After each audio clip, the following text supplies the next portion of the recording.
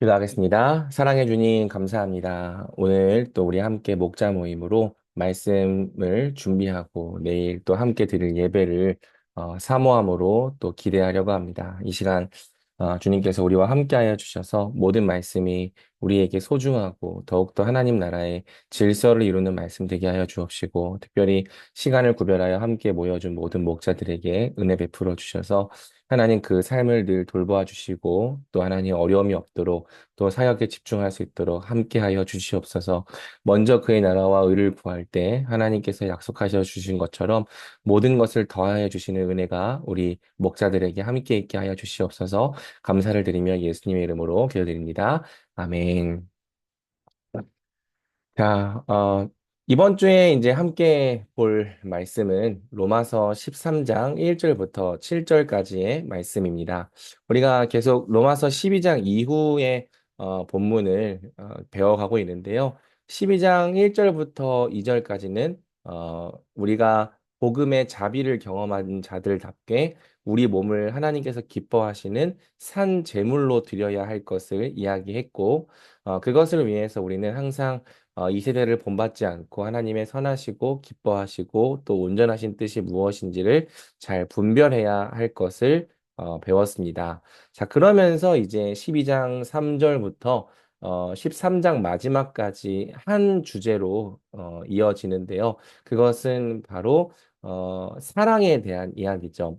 우리가 마땅히 스스로를 과대평가하지 않고 그리스도의 몸과 또 서로에게 지체로 살아야 되는데 그러기 위해서는 먼저 형제들을 향한 사랑이 필요합니다. 그래서 제목이 사랑에는 거짓이 없나니 악을 미워하고 선에 속하라였죠. 자, 그러면서 형제에 대한 사랑으로 끝나지 않고 성경은 좀 더 나아가서 세상에 대한 사랑 그리고 궁극적으로는 원수들에 대한 사랑까지도 우리에게 명령하고 있습니다. 여기서 말하는 사랑은 감정적으로 좋아하라는 명령이 아니라 하나님 앞에서 악에게 지지 않고 선으로 악을 이기라라는 명령이었죠. 자, 그러면서 로마서는 한 단계 더 나아가는데 그게 바로 권세들에 대한 우리의 태도입니다. 어쩌면 원수보다 더 사랑하기 어려운 대상이 권세들이 일 수 있죠. 이 권세라고 말하니까 조금 표현이 어렵지만 우리 위에 있는 권위자들, 그 권위자들을 사랑하는 게 굉장히 어려울 수 있습니다. 특별히 이제 오늘날 우리는 탈권위 시대를 살아가고 있잖아요. 탈권위 시대 속에서 사람들은 권위라는 말 자체에 염증을 느낍니다. 권위에 반감을 가지고 있을 뿐 아니라 권위의 필요성 자체를 부정하죠. 왜냐하면 권위를 나의 자유를 침해하거나 제한할 수 있는 위협처럼 여기기 때문입니다. 그래서 우리가 이 들어가기 부분에서 조금 토론을 해볼 필요가 있다고 생각해요. 당신이 생각하기에 탈권위 시대의 장점과 단점은 무엇이라고 생각합니까? 당신은 권위에 대해 어떤 생각과 또 이미지를 갖고 있습니까? 얘기해 본다면, 우리가 또 권위에 대해서 함께 먼저 이 아이스 브레이킹 또는 오프닝으로 고민해 보는 시간을 함께 좀 가질 수 있을 것 같습니다. 자, 그러면서 이제 본문으로 들어가는데요. 내일 이제 본문에 대한 부분을 세 가지로 좀 함께 살펴보려고 해요. 그런데 GBS에서는 첫 번째에 대한 내용은 좀 제외를 하고 두 번째와 세 번째 포인트만 담았습니다. 내일 이제 본문이 1차적인 의미로는 세상의 정부에게 복종하라라는 취지의 말씀이에요. 이 세상의 정부들, 특별히 이 권위자들에게 하나님께서 권세를 주셨기 때문에 그 세상의 권세를 함부로 거스르면 안 되고 그들에게 복종해야 된다라는 취지의 내용을 우리가 이제 원 포인트에서 다룰 건데 그 내용을 이 GBS에 포함하지는 않습니다. 자, 그 다음에 이제 두 번째 포인트는 국가의 권세에 대한 게 아니라 우리 위에 있는 모든 권위에 대한 부분으로 좀 확장하여 적용을 해보겠습니다. 해볼 것입니다. 어, 사실 국가의 권위만 권위인 게 아니라 이 세상에는 모든 직책에 다 권위가 있죠. 보면은 부모에게도 부모의 권위가 있고요. 또 스승에게는 스승의 권위가 있습니다. 여러분들이 청년부 안에서 어떤 직분을 맡았을 때 목자라면 목자의 권위가 있고 또 회장이라면 회장의 권위가 있죠.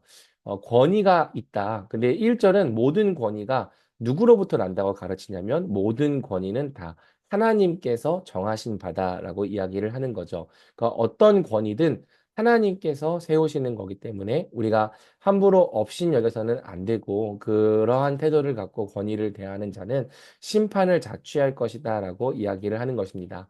그러면서 이제 2절에서 7절은 우리가 권위를 어떤 태도로 대해야 한다고 이제 가르치냐면요. 먼저 2절은 어,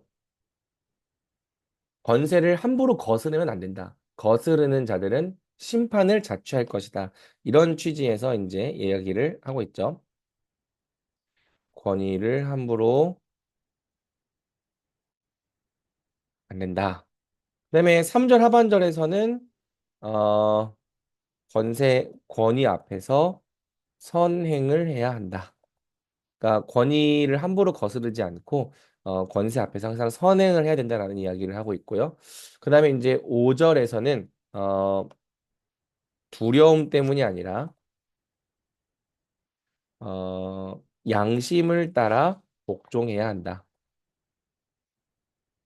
그래 마지막 7절 하반절에서는 음, 이렇게 정리하실 것 같아요.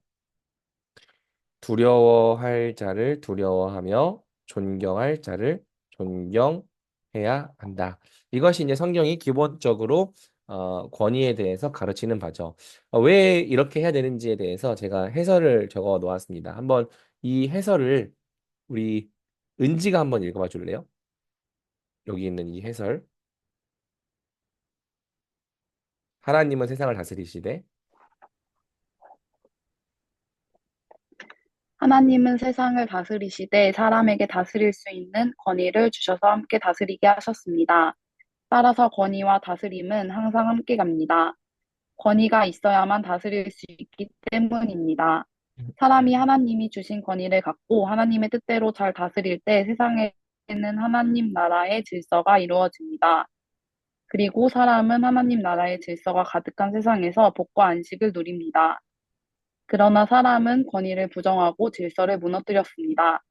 첫사람의 범죄는 결국 하나님을 포함하여 모든 권위를 무시하고 부정한 것입니다.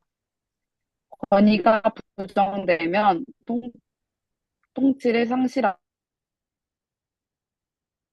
저만 끊기는 거 아니죠? 다 끊기나? 상실합니다. 통치가 상실되면 질서가 붕괴됩니다. 질서가 붕괴된 세상은 무질서와 혼돈으로 우리에게 각 사람의 권위에 순복함으로 회복하게 하셨습니다. 먼저 우리가 교회 하나님의 뜻으로 통치되는 하나님의 나라가 됩니다. 뿐만 아니라 어, 은지야 세상에서도 잠깐만. 은지야, 우리가 은지야, 위에 있는 잠깐만요. 권위를 존중한다면 세상의 질서를. 은지, 은지님, 잠시만. 네, 너무 많이 끊겨가지고. 갑자기, 그런가요? 갑자기 엄청 천천히 나오다가, 그 다음에 막 엄청 빠르게 다다다다다다 나오더라고. 큰 웃음 주셔서 감사하고 열심히 읽었는데, 네. 그럼 어디까지 읽었지? 여기, 어, 얘부터 읽을게요. 통치가 상실되면 질서가 붕괴됩니다. 질서가 붕괴된 세상은 무질서와 혼돈으로 말미암아 온갖 고통이 가득한 세상입니다. 하나님은 우리에게 각 사람의 권위에 순복함으로 세상의 질서를 회복하게 하셨습니다. 먼저 우리가 교회 안에서 서리의 권위에 순복한다면 교회는 하나님의 뜻으로 통치되는 하나님의 나라가 됩니다. 뿐만 아니라 세상에서도 우리가 위에 있는 권위들을 존중한다면 세상의 질서를 지키고 회복하게 됩니다. 우리는 권위를 무시함으로 질서를 무너뜨리는 자가 아니라 권위를 존중함으로 질서를 세우는 자로 부르심 받았습니다. 우리는 할 수 있는 한 모든 권위에 순복해야 합니다. 사실 여러분도 저와 같은 MZ 세대, 저와 같진 않나요? 저는 M 세대, 여러분은 Z 세대. 기 때문에 권위에 대해서 좀 부정적인 마음과 생각을 알게 모르게 갖고 있습니다. 그래서 단지 이제 누군가가 권위를 갖고 있다고 해서 그 사람을 인정하거나 따라야 한다고 생각하지는 않죠. 그런데 이 하나님 나라에 있어서 권위라고 하는 것은 굉장히 중요합니다. 왜냐면요, 하나님 나라는 어떤 나라인가? 하나님 나라는 누가 다스리는 나라죠? 하나님께서 다스리시는 나라죠. 그런데 재미있는 것은 하나님만 다스리는 나라는 아니라는 거예요. 하나님은 다스리는 그 사명을 또 누구에게 주셨습니까? 사람에게도 주셨죠.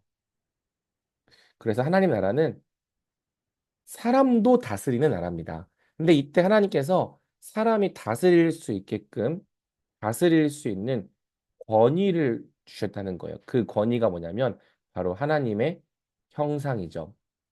하나님의 형상이 왜 하나님의 권위냐 물어볼 수 있는데 원래 하나님의 형상에 두 가지 뜻이 있습니다. 첫 번째는 하나님을 닮았다라는 뜻이고요. 두 번째는 하나님을 대표한다라는 뜻입니다. 원래 이 형상이라고 하는 것은 고대 시대에 어떤 그 주인의 그 뭐라고 해야 될까요? 석상이나 아니면 동상처럼 길에다가 세워놓는 그런 이 조형물을 의미했어요. 그리고 고대 시대에는 이 조형물이 있으면 그 조형물과 그 조형물이 가리키는 원주인을 이 분리해서 생각하지 않았습니다. 그것은 마치 예전에 별로 좋은 비유는 아니지만 북한에서 이제 우리나라로 왔을 때 뭐 김일성 얼굴 사진이 비에 젖는다고 막 그 울었던 일화가 있었는데 사실 김일성의 사진이 이렇게 비에 젖은 거지 김일성이 젖은 건 아니었잖아요. 그런데 이 북한 사람들은 김일성의 사진에도 거기에도 이제 어떤 김일성을 대표하는 무언가가 있다고 생각을 했기 때문에 김일성의 사진이 물에 젖었을 때 막 울었던 이 해프닝이 벌어진 거죠. 근데 고대 시대에는 더더욱 그랬습니다. 어떤 로마 황제의 동상이 세워져 있다면 그 동상은 로마 황제의 권위를 나타냈습니다. 사람이 하나님의 형상으로 지어졌다는 것에는 사람이 하나님을 닮았다는 의미 플러스 사람이 하나님의 권위를 받았다라는 뜻을 갖고 있는 거예요. 그래서 권위가 있기 때문에 다스릴 수 있는 거죠. 권위가 없으면 다스릴 수 없는 겁니다. 권위가 있기 때문에 다스릴 수 있는 거고, 그래서 항상 권위와 다스림은 함께 가는 거예요. 권위가 있어야만 다스릴 수 있고, 또 그 권위에 순종해야지만 그 다스림이 올바르게 실현될 수 있는 거죠. 그래서 하나님 나라는 어떤 나라냐면 각 사람이 자기에게 받은 권위로 잘 다스릴 때, 그리고 또 서로가 서로의 권위에 기쁨으로 순종하고 순복할 때 그것을 통해 잘 다스려지는 나라입니다. 그리고 잘 다스려질 때 하나님 나라에는 질서가 세워지게 되고 그 질서를 통해 복과 안식을 누리는 세상이 바로 하나님 나라인 거예요.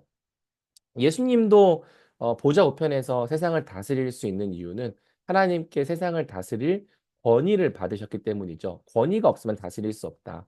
권위를 갖고 잘 다스리는 것을 통해 하나님 나라의 질서를 이루는 것이 바로 하나님 나라다. 우리는 이렇게 이해를 해야 되는 거예요. 그런데 우리가 알다시피 첫사람 아담과 하와는 하나님의 권위를 부정했죠.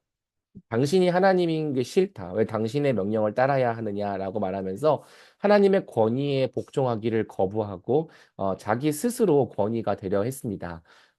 죄가 갖고 있는 특징이 다 그런 거예요. 상대방의 권위를 부정하는 것. 그래서 부모의 권위를 부정하고 스승의 권위를 부정하고 그 권위를 부정하는 것에 끝까지 가보면 결국엔 하나님의 권위를 부정하고 내가 최고의 권위가 되려고 하는 것. 이것이 죄가 갖고 있는 본질이라고 할 수 있습니다. 문제는 뭐냐면 아까 하나님 나라는 권위에 순종하는 것을 통해 질서를 세우는 나라라고 했잖아요. 그러면 그 하나님 나라의 질서를 깨트리는 방법이 무엇이냐? 권위를 부정하면 되는 거죠. 부모의 권위를 부정하고 스승의 권위를 부정하고 교회 안에선 목사의 권위를 부정하고 또는 서로의 권위를 부정할 때 아무도 다스릴 수 없는 거예요. 그렇죠? 그러니까 우리가 서로의 권위를 존중하고 그 권위에 따라줄 때 권위를 가진 사람이 잘 다스릴 수 있는 건데 아무도 서로의 권위에 순종하지 않고 복종하지 않는다면 그 권위를 갖고 다스릴 수 있는 사람이 아무도 없는 거죠. 왜냐면 아무도 따라주지 않으니까 또 아무도 그 권위에 따라주지 않아서 다스림이 마비된다면 세상은 질서를 잃어버리는 겁니다. 그러니까 오늘날 탈권위 시대에 가장 큰 특징 중에 하나가 뭐냐면 바로 무질서예요. 물론 세상의 권위가 다 좋은 권위는 아니죠.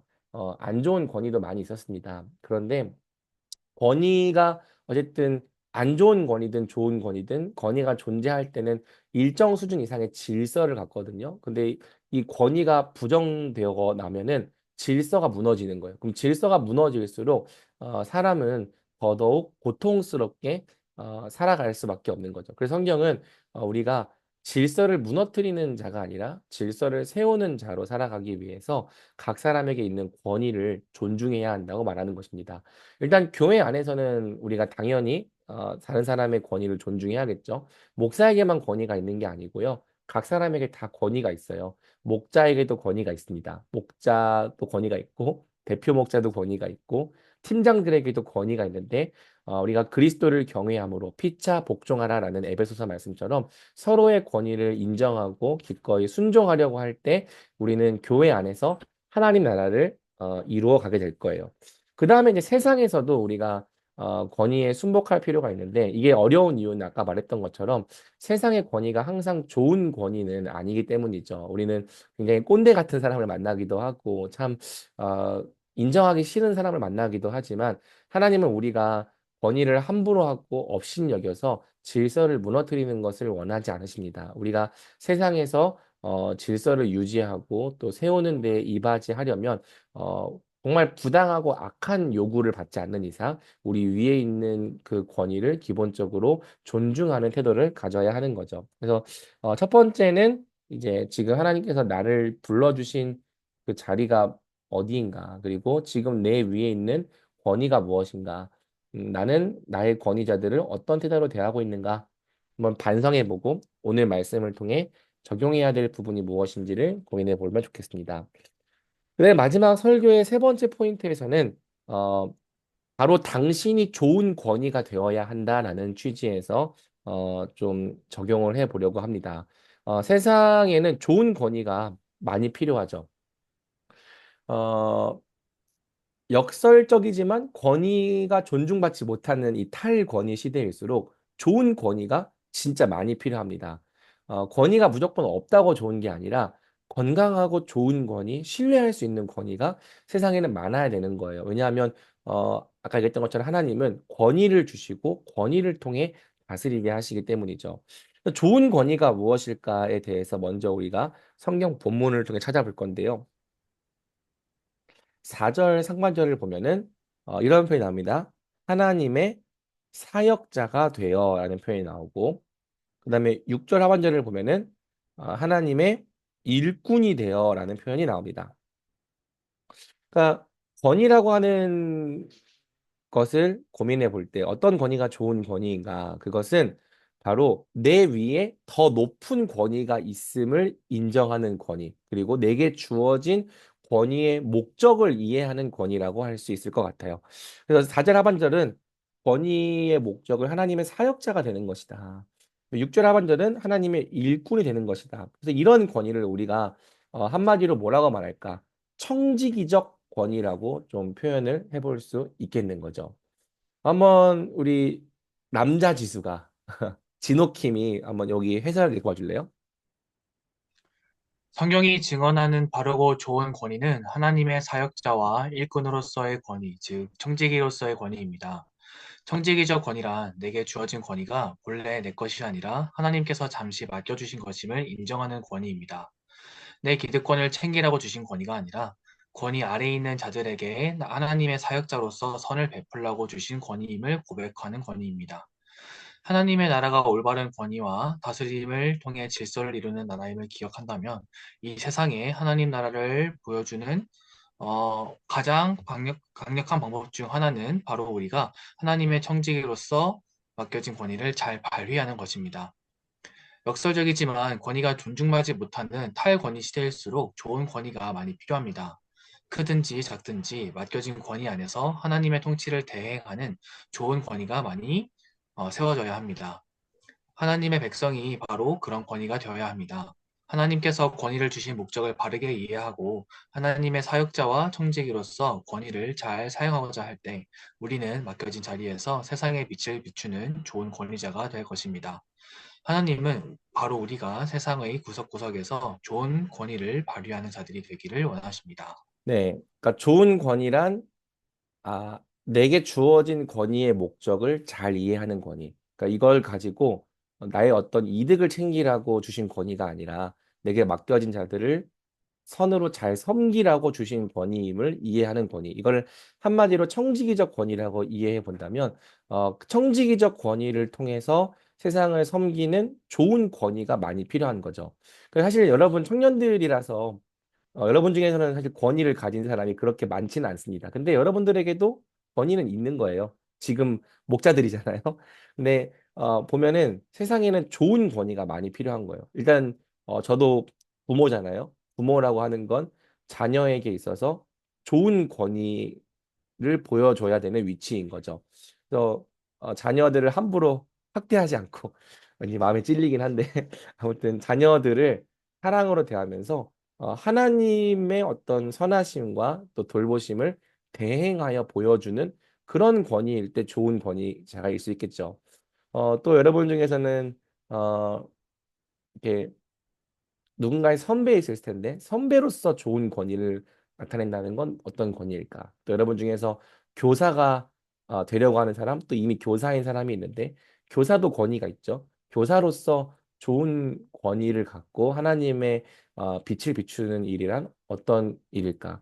교회 안에서 여러분들에게 맡겨진 또 직분들이 있는데 그 권위를 어떻게 사용할 때 하나님이 기뻐하실까? 그 고민을 갖고 또 그 권위를 갖고 빛을 비출 때 우리가 맡겨진 그 영역을 하나님께서 기뻐하시는 하나님의 나라로 세워갈 수 있는 거죠. 그렇죠? 하나님 나라는 죽어서 가는 천국이 아니라 우리가 주기도문에서 기도하는 것처럼 뜻이 하늘에서 이루어진 것처럼 땅에서도 이루어지는 곳이 하나님 나라인 거예요. 그러면 여러분들이 맡겨진 영역에서 여러분들이 하나님의 뜻대로 잘 다스린다면, 권위를 갖고 잘 다스린다면, 여러분에게 맡겨진 영역을 하나님 나라로 세워가는 사람들이 되는 거죠. 이해가 됩니까? 그리고 하나님은 우리가 작은 것에 충성할수록 더 큰 것을 맡겨주시는 분인 겁니다. 그러니까 다윗이 어렸을 때는 그저 양 몇 마리를 돌보는 이 목자였지만 나중에는 큰 것을 맡겨주셔서 이스라엘 전체를 돌보는 목자가 되었던 것처럼 여러분들이 정말 작은 위치에서 여러분에게 맡겨진 한두 사람을 하나님의 청지기로서 잘 돌보고 섬길 때 하나님은 더 높은 권위도 맡겨주실 거라고 저는 믿어요. 그래서 뭐 회사에서 더 높은 직급을 받으시겠죠. 나중에 여러분들이 다 부장이 될 거고 그리고 또 더 올라가면 임원도 될 거고 사장도 될 거죠. 여기 사장님도 이미 계시네요. 아무튼 직급을 가질수록 권위가 높아져요. 근데 사실 오늘날에는 권위를 갖는 걸 사람들이 그렇게 좋아하지 않습니다. 그러니까 어떤 특별히 이득이 되는 일이 아니라면 권위를 잘 안 가지려고 해요. 왜냐하면 권위를 가져봤자 좋은 게 없거든요. 돈 되는 일이 아니라면. 그리고 또 권위를 가져봤자 잘해야 본전이고 못하면 비난받아요. 그러니까 또 좋은 권위가 된다는 것도 굉장히 어렵고 부담스러운 일이죠. 그래서 사람들이 권위를 갖고 권위를 행사해야 되는 그 위치에 잘 안 서려고 하는 게 그런 이유라고 생각을 해요. 당장 또 다음 달에 우리 청년부 회장을 뽑아야 되는데 회장도 뽑아야 되고 팀장도 뽑아야 되는데 좋은 권위로 잘 다스려 줄 사람들이 필요합니다. 뭐 압박을 주려고 한 얘기는 아니고 갑자기 생각이 났어요. 그러니까 아무튼 하나님은 우리가 그 하나님께서 맡겨진 주신 위치에서 잘 다스리고 잘 통치하는 것을 통해 그것으로 하나님 나라를 이루어가는 자들이 되기 원하시는 거고요. 그래서 이 세상에 빛과 소금의 역할을 가장 잘할 수 있는 그 방법이 뭐냐면 맡겨진 자리에서 하나님의 권위를 잘 사용하는 거예요. 그러니까 우리가 띠 두르고 밖에 나가서 쓰레기 줍고 온다고 빛과 소금 역할 되는 게 물론 그것도 맞겠지만은 더 본질적인 것은 여러분에게 맡겨진 자리. 그러니까 우리가 부르신 곳에서 부르잖아요. 부르신 자리에서 내게 주어진 권위를 갖고 잘 다스리는 것. 그것을 통해 하나님이 기뻐하시는 권위가 되는 것. 이것이 이 땅 가운데서 하나님의 빛과 소금으로 사는 것에 있어서 가장 중요하고 또 기본적인 원리 중에 하나인 겁니다. 이번에 두 번째 적용할 때는 여러분들이 지금 내게 맡겨진 권위는 어떤 권위인가를 좀 고민해 볼 텐데 그 얘기를 하기 전에 내가 생각할 때 바르고 좋은 권위는 어떤 권위일까를 한번 얘기해 보시면 좋을 것 같습니다. 사실 어렵죠. 바르고 좋은 권위에 대한 이상은 높지만 내가 그런 권위냐라고 물어본다면 그렇습니다라고 쉽게 말하기가 어려울 거예요. 저도 제가 목사가 되기 전에는 훨씬 더 좋은 목사가 될 줄 알았거든요. 훨씬 더 영혼도 많이 사랑하고 훨씬 더 영혼들과 마음도 많이 터놓고 사람들을 복음으로 잘 살리는 그런 목사가 될 줄 알았는데 내가 생각하는 그 수준의 절반도 가지 못하고 참 좋은 권위가 된다는 게 쉽지는 않더라고요. 그래도 내가 생각할 때 바르고 좋은 권위가 어떤 권위일지 한번 고민해보고 지금 나에게 맡겨진 권위는 무엇일까? 그 권위를 청지기로서 잘 발휘하고 있는지 한번 고민해보면 좋을 것 같습니다. 자, 여기 마지막 나가기를 우리 누가 한번 읽어보면 좋을까요? 우리 준혁이가 한번 읽어봐 줄 수 있나요?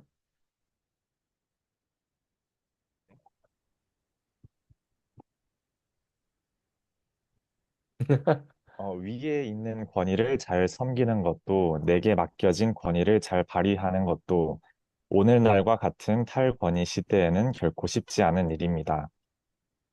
위로는 좋은 권위를 찾아보기가 어렵고 아래로는 아무도 권위를 쉽게 인정하려 하지 않기 때문입니다. 그러나 우리는 맡겨진 자리에서 하나님의 나라를 세워가기 위해 권위를 존중하고 권위를 통해 질서를 세우는 자들이 되어야 합니다. 어려운 명령이지만 그것이 하나님의 선하시고 기뻐하시고 온전하신 뜻입니다. 우리 청년부 한 사람 한 사람이 세상에서 다른 사람의 권위를 세워주고 또 좋은 권위를 발휘하는 자들이 되기를 축복합니다. 네, 감사합니다. 어떤 취지에서 진행되는 GBS인지 알겠죠? 사실 요즘 GBS 내용 자체가 다 이렇게 어떻게 해야 된다는 명령들이어가지고 조금 부담스럽다라는 친구들도 있긴 한데 또 우리가 이때가 아니면 복음에 합당한 삶을 산다는 게 어떤 것인지 또 고민해 볼 기회가 없으니까요. 여러분 같이 고민하면서 우리가 또 권위에 대한 부분들을 좀 고민해 보면 좋겠습니다. 오늘 소그룹에서는 아까 얘기했던 것처럼 Q4와 Q6을 중점적으로 좀 나눠주면 좋을 것 같아요.